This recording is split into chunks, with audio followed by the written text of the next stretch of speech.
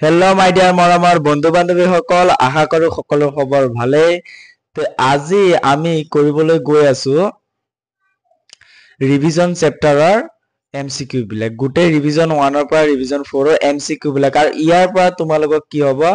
ফাইনেলত বহুত কুৱেশ্যন আহিব আৰু হাফ ইয়াৰলি কুৱেশ্যনো বহুত আহিব পাৰে। ইয়াৰ পৰা বহুত আহিব ফাইনেলত। এইবাৰতো 3-4টা ইয়াৰ পৰাই আহিছে, ডাইৰেক্ট ৰিভিজন চেপ্টাৰৰ পৰা, ৰিভিজন 1 to 4ৰ পৰা। আৰু এইবিলাকৰ যদি তোমালোকে PDF ডাইৰেক্ট লাগে, তেতিয়াহ'লে তোমালোকে চাৰ্জ কৰিবা। কি চাৰ্জ কৰিবা জানানে? এইটো চোৱা, www.peopleacademy.in বা .com দুয়োটাত যাব পৰা, আৰু তাত PDF টো থাকিব। ঠিক আছে, ৰিভিজন 1 থাকিব, চাৰ্জ কৰিব বা ইয়াতো চাই ল'ব পাৰা। এতিয়া মই বুজাই দিম গোটেই MCQ বিলাক এতিয়া মই বুজাই দিম। ঠিক আছে, তো আজি মোৰ চেহেৰা চাবলৈ নোপোৱা, কাৰণ বহুতে চেহেৰাটো বেয়া পাই চাগে। আজি আমি ডাইৰেক্ট বিনা চেহেৰাত কৰিম। ঠিক আছে, তো তলৰ প্ৰতিটো প্ৰশ্নৰ কাৰণে 4টাকৈ উত্তৰ লিখা আছে। 4টা উত্তৰটো লিখিবা। ঠিক আছে, শুদ্ধ উত্তৰটো লিখিব কৈছে। তো 1 নম্বৰ প্ৰশ্ন কি দিছে, তলৰ কোনটো অনুপাত একোটা সমানুপাত হ'ব? এতিয়া কোৱাচোন, সমানুপাত কেতিয়া হ'ব? যেতিয়া এইটো চাই লোৱা, A:B, হয় নাই? A:B C:D হ'ব, হয় নাই? এতিয়া এইটো ABCD বুলি ধৰি লোৱা। কি? ABCD, এইটোতো জানাই চবে। এতিয়া চাই লোৱা, এই 4টা অপচনৰ ভিতৰত কোনটো শুদ্ধ আমাক সেইটো ওলাব দিছে। ঠিক আছে, এতিয়া প্ৰথমটো লওঁ। আমাক কি দিছে? 12:21 বুলি দিছে। তো এইটো চাই লোৱা, 12 টো ওপৰত লিখা আৰু 21 টো তলত লিখা। এতিয়া এই দুয়োটা সংখ্যা যে আছে, এই দুয়োটা সংখ্যা কিহেৰে কাটাকাটি গৈ আছে চাই লোৱা। এটা সংখ্যাৰে কাটিব লাগিব, কিহেৰে? 3ৰে গৈ আছে। গুড, 3 4 গুণ 12, 3 7 গুণ 21। তো ঠিক আছে, এতিয়া কিমান হ'ব? 4/7। ঠিক আছে, তাৰপিছত কি আছে? 32 কিমান আছে? 56 ইজ ইকুৱেল টু 32 টো ওপৰত লিখা আৰু 56 টো তলত লিখা। 56। এতিয়া কিহেৰে কাটাকাটি আছে? 8 দি। 8 4 গুণ 32, 8 7 গুণ 56। নেওতা মুখস্থ ৰাখিবা দেই। 4/7। ঠিক আছে, তেতিয়াহ'লে এইটো 4/7 আৰু এইটো 4/7 তে কি হৈ গ'ল? দুয়োটাৰ অনুপাত বিলাক কি হৈ গ'ল? সমান হৈ গ'ল। মানে এইটো আছে সমানুপাত। দুয়োটাৰ অনুপাত যদি সমান হয়, তেতিয়া কি হয়? সমানুপাতত থাকে। তে A number is year correct option. বাকী বিলাক সমানুপাত নহয়। এইবিলাক মই ইউটিউবৰ ক্লাছত, ফুল ক্লাছতো কৈছিলো, তোমালোকে চাব পাৰিবা। ঠিক আছে, 2 নম্বৰ কুৱেশ্যনটো, তলৰ কোনবোৰ সংখ্যা ক্ৰমে সমানুপাতত থাকিব? এইটো যোনে ৰিভিজন 1 টো কৰিছে, কোনে অপচন চাই ক'ব পাৰিবা কিন্তু দেই, আৰু যোনে কৰা নাই ক'ব নোৱাৰিবা। ঠিক আছে, তে এইটো আমি এই প্ৰথম কুৱেশ্যনটোৰ নিচিনাই কৰিম। ঠিক আছে, তে আমি এইটো নহয়, এই B নম্বৰটো এনচাৰ হয়। এতিয়া কৰি দি আছো, এইবিলাক কৰি চাবা তোমালোকে নিজে, আৰু মই কৰি দিছো, কৰি চাব নালাগে, ইউটিউবতে আছে, আমাৰ চেনেলটোতে আছে। চেনেলটো ভালকে চাবা, প্লেলিষ্টত গৈ ভালকে চাই থাকিবা। ৰিভিজনৰ ক্লাছ বিলাক চাবা, তেতিয়া তাত কৰোৱা আছে। ঠিক আছে, অল ডিটেইল বিলাক কৰোৱা আছে। এতিয়া চাই লোৱা, B নম্বৰটো চোৱা। তো প্ৰথমটো লিখা 10:20, তেনেকে লিখা, আৰু তাৰ এইটো হ'ব 30:60। ঠিক আছে, তো 10 টো ওপৰত লিখা, 10/20। ঠিক আছে, ইজ ইকুৱেল টু কি হ'ব? 1/2। কাটাকাটি কৰা 10 দি। ছেকেণ্ডটো কি হ'ব? 30/60। ঠিক আছে, ইজ ইকুৱেল টু 30 গুণ 30, 30 2গুণ 30। এই দুটাৰ অনুপাতটো কি হৈ গ'ল? সমান হৈ গ'ল। তো এইটো এটা সমানুপাতত থাকিব। ঠিক আছে, কোনটো থাকিব? B টো থাকিব। বুজি পাইছা? একদম সহজ, মই কৰাই দিছো, কিন্তু ভালকে চাবা, চালে তেতিয়া ভালকে বুজি পাবা। এতিয়া চাই লোৱা, এই 3 নম্বৰ কুৱেশ্যনটোত আমি ট্ৰিক ইউজ কৰিম। কি ইউজ কৰিম? ট্ৰিক ইউজ কৰিম। ঠিক আছে, যদি P directly proportional to Q হয়, আৰু P ইজ ইকুৱেল টু 6 হলে Q ইজ ইকুৱেল টু 30, তেতিয়া P ইজ ইকুৱেল টু 2 হলে Q ৰ মান কিমান হ'ব? এইটো মই 2 মাৰ্কছৰ কাৰণে, যদি 2 মাৰ্কছৰ কাৰণে আহে, কেনেকে হ'ব মই কৈ দিছো ইউটিউবতে, প্লেলিষ্টত গৈ চাবা। ঠিক আছে, 4 নম্বৰ কুৱেশ্যন আছিলে ৰিভিজন 1ৰ। ঠিক আছে, এতিয়া আমি শৰ্ট ট্ৰিকটো কওঁ। শৰ্ট ট্ৰিকটো কি? ইয়াত P is equal to directly proportional, মানে বাঢ়িলে বাঢ়িব, কমিলে কমিব। ইয়াত বাঢ়ি আছে, P ইজ ইকুৱেল টু 6 হলে Q কিমান হয়? 30। মানে এই 6টো এইটোৰ কিমান গুণ বাঢ়ি গৈছে? 5 গুণ বাঢ়ি গৈছে। কিমান গুণ বাঢ়ি গৈছে? 5 গুণ বাঢ়ি গৈছে। কিমান? 5 গুণ বাঢ়ি গৈছে তেতিয়াহ'লে p = 2 হলে q কিমান গুণ বাঢ়ি যাব এইটো 5 গুণ বাঢ়ি যাব এইটো যদি 5 গুণ বাঢ়িছে এইটো 5 গুণ বাঢ়িব তে কিমান হ'ব 2 5 গুণ 10 হ'ব q ৰ মানটো কি হৈ যাব 10 হৈ যাব this is the trick okay তো আজিকালি কনসেপচুৱেল আৰু ট্ৰিকি বেস কোৱেশ্চন এমসিকিউ দি আছে তো তোমালোকে হেতুৰ কাৰণে ৰেডি হ'ব লাগিব ঠিক আছে 4 নম্বৰ কোৱেশ্চনটো চোৱা তলৰ কোনটো সংখ্যা অযুগ্ম সংখ্যাৰ বৰ্গ এটা কেনেকে গম পাবা এইটো গম পোৱাৰ কাৰণে তোমালোকে জানিব লাগিব একক স্থানটো চাবা কি চাবা একক স্থানটো চাবা মই এটা কথা কৈ আছো তোমালোকে অলপ ভালকে শুনা অলপ ধৈৰ্য ধৰি চোৱা ক্লাসটো অলপ ডাঙৰ হ'ব পাৰে কিন্তু ধৈৰ্য ধৰি চালেহে ভালকে বুজি পাবা এটা চাই লোৱা মই এটা বস্তু লিখি আছো 1 স্কয়াৰ = 1 2 স্কয়াৰ = 4 3 স্কয়াৰ = কিমান হ'ব 9 4 স্কয়াৰ = 16 হয় 5 স্কয়াৰ = 25 ঠিক আছে 6 স্কয়াৰ = 36 7 স্কয়াৰ = 49 তাৰপিছত 8 স্কয়াৰ = 64 9 স্কয়াৰ = 81 বৰ্গ কৰিছো দেই 10 স্কয়াৰ = 100 এতিয়া তোমালোকে চোৱা অযুগ্ম সংখ্যাটো চিনি পোৱা অযুগ্ম সংখ্যা চিনি পোৱা না নাই এইটো অযুগ্ম সংখ্যা এইটো অযুগ্ম সংখ্যা এইটো অযুগ্ম সংখ্যা এইটো অযুগ্ম সংখ্যা এইটো অযুগ্ম সংখ্যা এতিয়া চালো ইয়াত যে অযুগ্ম সংখ্যা কিটা আছে অযুগ্ম সংখ্যাৰ বৰ্গ চোৱা এইটো কিমান অযুগ্ম এই অযুগ্ম সংখ্যাৰ বৰ্গ কিমান অযুগ্ম এই অযুগ্ম সংখ্যাৰ বৰ্গ কিমান অযুগ্ম এই অযুগ্ম সংখ্যাৰ বৰ্গ কিমান অযুগ্ম এইটোৰো অযুগ্ম তো মানে অযুগ্ম সংখ্যাৰ বৰ্গবিলাক কি হৈছে অযুগ্ম হৈছে বুঝা নাই আৰু যুগ্ম সংখ্যাৰ বৰ্গবিলাক কি হৈছে যুগ্ম 36 এইবিলাক চোৱা তে এতিয়া চোৱা একক স্থানটো চোৱা এইটো 6 আছে মানে এইটো যুগ্ম সংখ্যা ঠিক আছে এইটো কি 9 আছে মানে এইটো অযুগ্ম সংখ্যা that will be your right answer আৰু এইটো কি আছে যুগ্ম সংখ্যা একক স্থানটো তেতিয়াহলে এইটো হ'ব এটা যুগ্ম সংখ্যাৰ বৰ্গ অযুগ্ম সংখ্যাৰ নহব তে এইটো এটা যুগ্ম সংখ্যাৰ বৰ্গ হ'ব কিন্তু that will be your correct answer যদি প্ৰশ্ন এনেকুৱা আহে তলৰ কোনটো যুগ্ম সংখ্যাৰ বৰ্গ হ'ব একক স্থানটো চাবা একক স্থানটো যদি যুগ্ম হয় তেতিয়াহলে যুগ্ম সংখ্যাৰ বৰ্গ আৰু একক স্থানটো অযুগ্ম হলে অযুগ্ম সংখ্যাৰ বৰ্গ ঠিক আছে তে এইটোৰ এনসাৰ হৈ যাব এইটো বুজি পাইছা এতিয়া 5 নম্বৰটো তলৰ কোনটো একক স্থানত 1 থাকিব একদম ভেৰি সিম্পল ঠিক আছে এইটো ৰিভিজনৰে কোৱেশ্চন মই ধুনিয়াকে বুজাই দিছিলো এতিয়া চাই লোৱা একক স্থানত 1 কেতিয়া থাকিব একক স্থানত 1 থাকিব এতিয়া চাই লোৱা 19 স্কয়াৰ 34 স্কয়াৰ 18 স্কয়াৰ আৰু 20 স্কয়াৰ আছে এইবিলাক কেতিয়া স্কয়াৰ কৰিম নেকি গাধাৰ নিচিনা নকৰো স্কয়াৰ নকৰো এতিয়া কি কৰিম আমি কি কৰিম একদম ইজিতে সলভ কৰিম এটো এনসাৰ বিলাক বাৰু ইয়াত দিয়া আছে চকু বন্ধ কৰি নাচাবা ঠিক আছে চাই লোৱা এই যিবিলাক একক স্থানটো চাব দিছে না আমি এই গুটে সংখ্যাটো নাচাম কি চাম একক স্থানটো চাম কি চাম একক স্থানটো চাম এতিয়া চাই লোৱা ইয়াত 9 আছে না একক স্থানত তো 9 পূৰণ 9 সৰি ইয়াত কৰো মই 9 into 9 = কিমান হ'ব 81 81 নাচাবা 81 ৰ 1 টো চাবা 81 ৰ একক স্থানটো কি আছে 1 আছে তেতিয়াহলে একক স্থানটোত 1 কোনটোত থাকিব এই 19 স্কয়াৰটোতে থাকিব আৰু 2 টোত এটো কিমান আছে 4 আছে 4 4 গুণ 16 4 4 গুণ কিমান 16 16 ৰ একক স্থানত কি আছে 6 আছে আৰু এটো 8 8 গুণ 64 ঠিক আছে 4 হৈ যাব এটোত 0 হৈ যাব তো এইবিলাক ভেৰি সিম্পল হয় আশা কৰো তোমালোকে পাৰিবা অলপ ট্ৰাই কৰিলে ধুনিয়াকে পাৰিবা তাৰপিছত 6 নম্বৰটো চোৱা 18 স্কয়াৰ আৰু 19 স্কয়াৰৰ মাজত কেইটা স্বাভাৱিক সংখ্যা আছে এইটোৰ এটা ৰিভিজন মই তোমালোকক লিখিব দিছিলো নোট কিটা তে লিখিছা না নাই কব নোৱাৰো লিখিব দিছিলো যোনে ক্লাসটো চোৱা নাই হেতু গমে পোৱা নাই এটা চাইলো n আৰু n plus 1 n স্কয়াৰ আৰু n plus 1 ৰ স্কয়াৰৰ মাজত কেইটা স্বাভাৱিক সংখ্যা থাকে কেইটা থাকে 2 enter this is your formula এইটো 6 নম্বৰ নোটত আছিল মই লিখিব দিছিলো তোমালোকক ঠিক আছে লিখিব লাগিছিল তে চাই লোৱা এইটো হল আমাৰ n এইটো হল আমাৰ n plus 1 এইটো কিমান হৈ গল n মানে 18 n plus 1 মানে 18 plus 1 19 ধুনিয়াকে বুজাই দিছো তে চাই লোৱা এই দুটাৰ মাজত কেইটা স্বাভাৱিক সংখ্যা আছে এই দুটা স্কয়াৰৰ মাজত 18 স্কয়াৰ কৰি দিয়া আৰু 19 স্কয়াৰ কৰি দিলে এই দুটাৰ মাজত কেইটা তোমালোকৰ হেৰি আছে স্বাভাৱিক সংখ্যা আছে তো ফৰ্মুলাটো কি 2 এন্টা এতিয়া n টো কি 18 n টো কি 18 তেতিয়াহলে 2 into কি হ'ব 2 into কি হ'ব 18 ইজ ইকুয়াল টু 18 দুগুণ 36 that will be your correct answer এই 36 টো তোমালোকৰ correct answer এইটো মনত ৰাখিবা ঠিক আছে আৰু ভালকে পঢ়িবা নহলে পৰীক্ষা 7 নম্বৰটো তলৰ কোনটো বৰ্গ সংখ্যা নহয় এটা কেনেকৈ গম পাবা ভাই বৰ্গ সংখ্যা নহয় বুলি এটা চাই লোৱা যোনে ক্লাস বিলাক ভালকে চাইছে মোৰ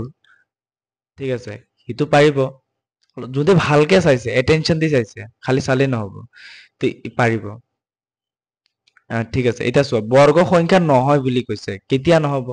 বৰ্গ সংখ্যা কেতিয়া নহয় অলপ আগতে যে মই ইয়াত লিখাই দিছিলো চাই লোৱা এই বৰ্গ সংখ্যা নহয় বৰ্গ সংখ্যাৰ একক স্থানটোত খদাই চাবা এইটোৰ সংখ্যাত কি চাবা একক স্থানটো চাবা এইটো সংখ্যাৰ কথা কৈছে এইটো বৰ্গ সংখ্যাৰ একক স্থানত খদাই কি থাকিব বৰ্গ সংখ্যা লিখা বৰ্গ সংখ্যাৰ এইটো নোটতো আছে তোমালোকৰ নোটতো আছে বৰ্গ আৰু বৰ্গমূল একক স্থানত একক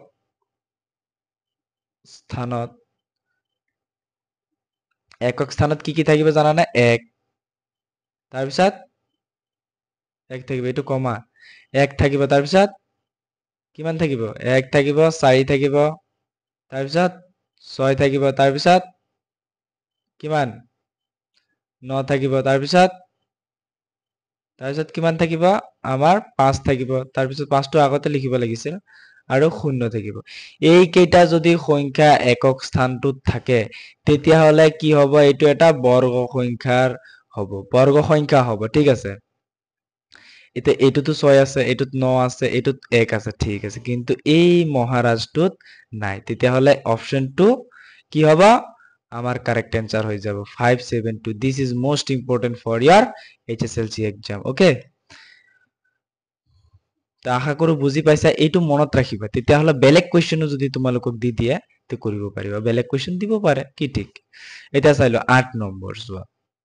8 নম্বৰ 2025 ৰ বৰ্গমূল যদি 45 হয় তেতিয়া হলে √20.25 ৰ বৰ্গমূল কিমান হবে কমন সেন্সৰ কথা যাৰ কমন সেন্স ভাল হে আনসাৰটো কৈ দিব পাৰিব দাদা এইটো হয় বুলি এতিয়া চাইলো এই দুটাৰ ভিতৰত আমাৰ বৰ্গমূল কেইটা 4টা আছিল বৰ্গমূল কেইটা সংখ্যা ওলালে দুটা সংখ্যা তেতিয়া হলে এই দুটা সংখ্যাৰ মাজত কি আছে আমাৰ দশমিক আছে তেতিয়া হলে ইয়াৰ ভিতৰত এটা সংখ্যাৰ মাজত দশমিক হ'ব বৰ্গমূলত এইটো এটা ইম্পৰ্টেন্ট কোৱেশ্চন হয় তোমালোকৰ কাৰণে চাই লোৱা এটা 23ৰ 9 নম্বৰটো চোৱা 23ৰ ঘনৰ একক স্থানত অংকটো হল 23ৰ ঘনৰ মানে 23 ঘন মানে কি এটা সংখ্যাৰ ঘন কেতিয়া হয় যেতিয়া সেই সংখ্যাটোৰে তিনিবাৰ পূৰণ কৰা 23 পূৰণ 23 যদি কৰি দিয়া তেতিয়া কিমান ওলাব এইটা পূৰণ কৰিছো কিমানে কিবা এটা ওলাব তে একক স্থানটোত কি ওলাব তো ভাই তুমি তো গাধাৰ নিচিনা কৰি নাথাকা কি ইউজ কৰিম আমি ট্ৰিক ইউজ কৰিম ইয়াৰ একক স্থানটোত কি আছে ভাই কোৱাচোন 3 আছে তো তুমি 23 পূৰণ কৰা তিনিবাৰ তো তাতকে ভাল তো 3 বাৰ পূৰণ কৰি দিয়া 3 পূৰণ 3 পূৰণ 3 3 3 গুণ 9 9 3 গুণ 27 27 হৈ গল নাই তো 27ৰ একক স্থানত কি আছে ভাই 7 আছে তো this will be your answer 7 নম্বৰটো আনসাৰ মানে 7 নম্বৰটো অপশন বি টু আনসাৰ এনসাৰটো হৈছে 7 ঠিক আছে তলৰ কোনটো পূৰ্ণ ঘন পূৰ্ণ ঘন তো এইটো অপশন 3 আছে তোমালোকে ভালকে চাবা এইটো পূৰ্ণ ঘন মানে কি তাৰ ঘনমূলটো কিমান ওলাব এটা অপশন 3 ৰে আমি ঘনমূলটো ওলাও যাও 4 3 4 3 এইটো কিয়াৰে যাব 3 ৰে যাব নেকি না যায় কিয় না যায় মই চোৱা এতিয়া কবলে গলে বহুত ডাঙৰ হৈ যাব এনেও বহুত ডাঙৰ হৈ গল ক্লাস 2 এইটো 7 দি যাব তোমালোকে মোৰ ৰিভিজনৰ ক্লাস বিলাক চাবা তেতিয়া বুজি পাবা ধুনিয়াকে বুজাইছো মই তো কিমান হ'ব 7 4 গুণ 28 34 ৰ পৰা 28 বিয়োগ কৰি দিয়া কিমান থাকি গল 6 তো এইটো 63 হৈ গল না নাই তো 7 9 গুণ 63 হৈছে এটা 7 দি কৰা 7 7 গুণ 49 এটা ঘনমূলত কি লয় 3টাৰ পৰা এটা লয় ঠিক আছে 3টাৰ পৰা এটা লয় তো কি হ'ব ইয়াৰ ঘনমূলটো কি হ'ব 7 হ'ব এটা এটা সংখ্যা পূৰ্ণ ঘন কেতিয়া হ'ব যাৰ ঘনমূলটো ওলাব হয় নাই এটা চোৱা 16 টো কি এটা পূৰ্ণবৰ্গ সংখ্যা তাৰ বৰ্গমূল কিমান 4 তো বৰ্গমূল ওলালেহে পূৰ্ণবৰ্গ সংখ্যা তো this will be your answer মনত ৰাখিবা বাকি বিলাকৰ নোলাই কিন্তু চাবা তাৰ পিছত 11 নম্বৰটো কি কৈছে যে এই 1000ৰ আমাৰ ঘনমূলটো কিমান হ'ব 1000ৰ ঘনমূলটো কিমান হ'ব 10 হ'ব কৰি চাবা লাগিলে ঠিক আছে মই কৰি দি আছো 1000 ঠিক আছে 5 দি কৰা তেতিয়া শৰ্টকাট হ'ব 2 5 গুণ 10 আৰু 2 0 5 0 গুণ 0 ঠিক আছে আকৌ 5 দি কৰা 5 4 গুণ 20 তাৰপিছত 5 0 গুণ 0 আকৌ 5 দি কৰা 5 8 গুণ 40 ঠিক আছে আকৌ 2 দি কৰা 2 দি যাব 2 2 গুণ 2 4 গুণ 8 তো 2 2 তো তিনটা 2 ৰ পৰা এটা 2 লোৱা আৰু পাঁচটা 3 ৰ পৰা পাঁচটা 5 ৰ তিনটা 5 ৰ পৰা এটা 5 লোৱা তো 5 into 2 হৈ গ'ল না নাই তো 10 হ'ব তো 1000 ৰ ঘনমূল কিমান হ'ব 10 হ'ব ধুনীয়াকে বুজাই দিছো হৈ গ'ল এই 12 নম্বৰ কুৱেশ্যনটো যে আছে বহুতে বুজি নাপায় সো যদি m n ৰ ঘনমূল হয় তেন্তে n ৰ মান কিমান হ'ব চাই লোৱা এই m টো কি কৈছে n ৰ ঘনমূল হয় এটা চাই লোৱা মই এক্সাম্পল দি বুজাই দি আছো এই তিনিটো যে আছে তিনিটো কি তিনিটো ধৰিছো আমি 27 ৰ ঘনমূল কি 27 ৰ ঘনমূল এতিয়া কি কৈছে m n ৰ ঘনমূল ঠিক আছে তে n ৰ মান কিমান হ'ব n ৰ মান কিমান হ'ব এতিয়া চাই লোৱা n ৰ মানটো কি হ'ব 3 কিউব হ'ব 3 কিউব হ'ব না নাই তেতিয়াহে ইয়াৰ মানটো কিমান হ'ব 27 হ'ব 3 কিউব মানে 3 3টা পূৰণ কৰিলে কিমান হ'ব 27 আৰু 27 ৰ ঘনমূল কিমান 3 একদম ভেৰি সিম্পল তে এটোৰ এনসারটো কি হ'ব m কিউব হ'ব m যদি n ৰ ঘনমূল হয় তেতিয়াহলে n ৰ মানটো কি হ'ব m কিউব হ'ব বুজি পাইছা এটা 13 নম্বৰটো চোৱা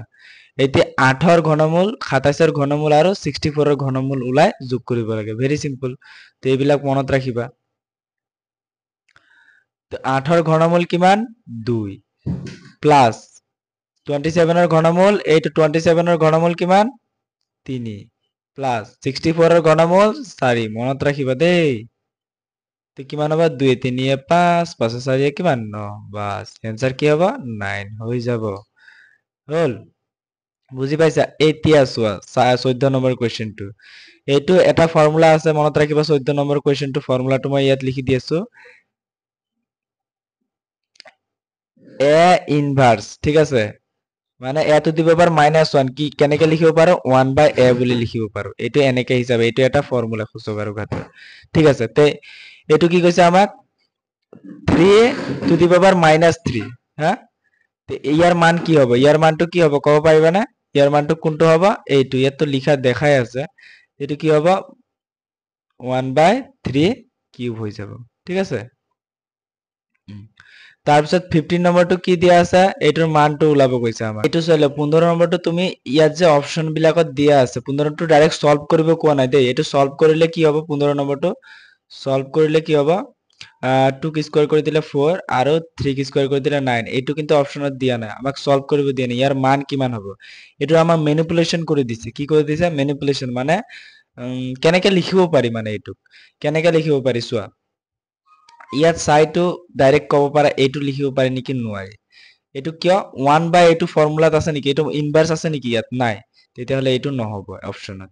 এইটোতো নহব কাৰণ এটা হৰণ আছে এটা পূৰণ কেনেকে দি দিলে ইয়াত পূৰণ দি আকৌ ইনভাৰ্স দিলে এইটো নহব তাৰপিছত এইটোতো ভুলতো নহয় কাৰণ পাৱাৰটো হাফ দি দিলে কিন্তু এইটো শুদ্ধ কিয় মই কৈ আছো তোমাক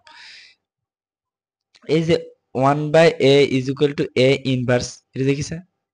হয় নাই তে এইটো কি হৈছে আৰু এইটো চিন এইটো মানে এনেকুৱা কৰাৰ পিছত এই ভগ্নাংশ যদি থাকে এইটো লুটি খাই যায় কি হৈ যায় এই ইয়াত ঠিক আছিল 2/3 আছিল ন ইয়াত 3/2 হৈ গ'ল আৰু ইয়াত পাৱাৰটোত কি হৈ গ'ল মাইনাস আহি গ'ল এতিয়া যদি আমি আকৌ তেনেকে লিখিব বিচাৰো তো 2/3 আকৌ এনেকে হৈ যাব তে এইটোৰ অপোজিট এইটো হয় ঠিক আছে তা আশা কৰিছো বুজি পাইছা তো 16 নম্বৰটো চোৱা এতিয়া 16 নম্বৰটো ডাইৰেক্ট মান ওলাব কৈছে আমি অপচন চাইহে গম পাম এইটো কি কৰিব দিছে মান ওলাব দিছে কোৱেশ্চনত কৈছে কিন্তু এটো চোৱা এইটোতো মান ওলাব দিছিল কিন্তু অপচনটো তেনেকুৱা ডাইৰেক্টলি নাই এইটো অপচন আছিল নেকি নাই তে এইটোত কিন্তু আছে এইটো চাই লোৱা এতিয়া চা পাৱাৰটো প্ৰথমতে চাই লোৱা ঘাতটো চাই লোৱা পাৱাৰটো কিমান আছে 4 আছে মানে কি এটা যুগ্ম সংখ্যা তো যুগ্ম সংখ্যা হলে এই মাইনাস চিনটো কি হয় নাথাকিব তো ইয়াত এইটো অপচন আৰু এইটো অপচনটো ভুলতো নহয় ঠিক আছে তেতিয়া যদি এইটো অযুগ্ম হয় তেতিয়াহলে মাইনাসটো থাকি যাব ঠিক আছে এতিয়া চাই লোৱা 2 2 টু দি পাওয়ার 4 আর এটা আছে 3 টু দি পাওয়ার 4 মানে 2 4 বার পূরণ করলে কি হবে 2 দুগুণ 4 4 দুগুণ 8 8 দুগুণ 16 16 আর 3 4 বার পূরণ করলে কি মান হবে 81 তো 16 বাই 81 কোনটা অপশন আছে এইটা option that will be your answer বুঝি পাইছা মাইনাসটা আইলোৱা প্ৰামাণিক ৰূপত লিখা হয় প্ৰামাণিক ৰূপত কেনেকে লিখিব লাগে জানা প্ৰামাণিক ৰূপত এইটো আমি কেনেকে লিখিম চাই লোৱা এই দশমিকটো কি আছিলে সংখ্যাটোৰ পিছফালে আছে তেতিয়া আমি চাম প্ৰথমতে এই ইয়াত দশমিক দিম ঠিক আছে আৰু তেতিয়াহ'লে দিয়া 6.4 দশমিকটো ইয়াত যে দিছো এই দশমিকৰ কেই ঘৰ আগুৱাই আহিছো আমি চব এক ঘৰ দুই ঘৰ তিনি ঘৰ চাৰি ঘৰ পাঁচ ঘৰ তে আমি ইনটু 10 টু দি পাৱাৰ কি দিম 5 দিম নেকি নহ'ব -5 দিম কিয় দিম -5 কাৰণ আমি দশমিকৰ ৰাইট সাইডে গৈছো দশমিকৰ কি সাইডে গৈছো রাইট সাইডে গৈছো তে এইটো হ'ব এইটো 6.4 ইনটু 10 টু দি পাৱাৰ -4 এতিয়া যদি ইয়াৰ ঠাইতে তোমাক এনেকুৱা দিছে ঠিক আছে 6400000 এনেকে দিছে ধৰিলো হা আৰু এটা 0 লগাই দিম তেতিয়াহ'লে এইটো প্ৰামাণিক ৰূপত কি হ'ব 6.4 ইনটু ইয়াত দিছো আমি পইণ্টটো ঠিক আছে তো কেই ঘৰ আগত আগুৱাই আহিছে 1 2 3 4 5 6 7 7 ঘৰ আগত আহিছে তেতিয়াহ'লে 10 টু দি পাৱাৰ 7 হ'ব -7 নহ'ব কাৰণ এইটো দশমিকৰ আমি কি সাইডে লেফট সাইডে আনিছো মানে দশমিকটো ইয়াত থাকিব তো দশমিকৰ আমি লেফট সাইডে আনিছো তেতিয়া এইটো প্লাসত থাকিব এটা 18 নম্বৰটো লাষ্ট 18 নম্বৰটো 2.03 ইনটু 10 টু দি পাৱাৰ -5 ৰ মান কিমান হ'ব তেতিয়াহ'লে গম পাইছা এইটো কি হ'ব আমি দশমিকটো কেই ঘৰ আগত মানে ৰাইট সাইডে নিম কেই ঘৰ 5 ঘৰ ঠিক আছে তো চাই লোৱা ইয়াত 5 ঘৰ কোনটোত আছে কিমান কোনটোত আছে 1 2 3 4 5 তো এইটোতে হ'ব 2 নম্বৰটো অপশন বাকি বিলাকত একদম এইটো নহয় এইটো নহয় এইটো নহয় ঠিক আছে তো this is your last question আশা কৰিছো ভালকে বুজি পাইছা তো এই যদি পিডিএফ টো লাগে peopleacademy.com বা .in ত তোমালোকে যাবা আৰু কেনেকুৱা লাগিছে কমেন্টত কবা আৰু যদি নেক্সট লাগে তো কমেন্ট কৰিবা তেতিয়ালৈকে টিল দেন পিডিএফ টো বিচাৰিছে তেন্তে www.peopleacademy তো আশা কৰিছো তো বাই বাই ঠিক আছে